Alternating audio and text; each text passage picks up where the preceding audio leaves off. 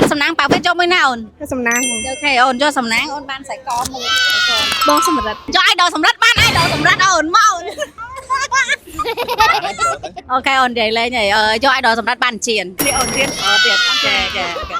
cho bông sầm đất ổn cho ai đồ sầm đất ban chiên môi ổn ổn đi ổn យកបងសំណាង ổn cho sầm nang ban sải co mù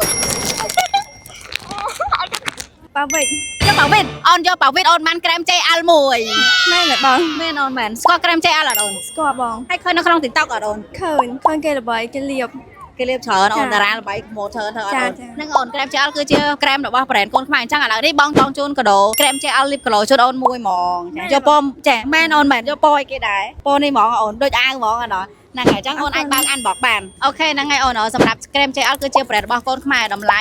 28000 ហើយ viral ខ្លាំងមែនតើនៅក្នុង Facebook ជាបាល់ជាមួយនឹងមាត់ប្រេះមាត់ស្ងួតមាត់ខ្មៅអីផ្សេងៗអញ្ចឹងអូនអាចមិនអូនអាចតេស្តឡើងយកហ្មងនិយាយទៅសម្រាប់ការលាបទៅគឺថាគីឡូខ្លាំងមែនតើហ្មងយេ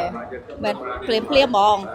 មកđây ổnមានអារម្មណ៍ថាមានសំណើម មានសំណើមហើយតុន ហ្នឹងហើយអូននេះគឺជា brand កូនខ្មែរចាកូនខ្មែរ 100% ទាំងអស់គ្នាអញ្ចឹងបើសិនជាចង់បានជាមួយនឹងក្រែមដែលមានគុណភាពល្អក៏ដូចជាតម្លៃសមរម្យកុំភ្លេចជាមួយនឹង JL Lip Glow ទាំងអស់គ្នាតម្លៃតែ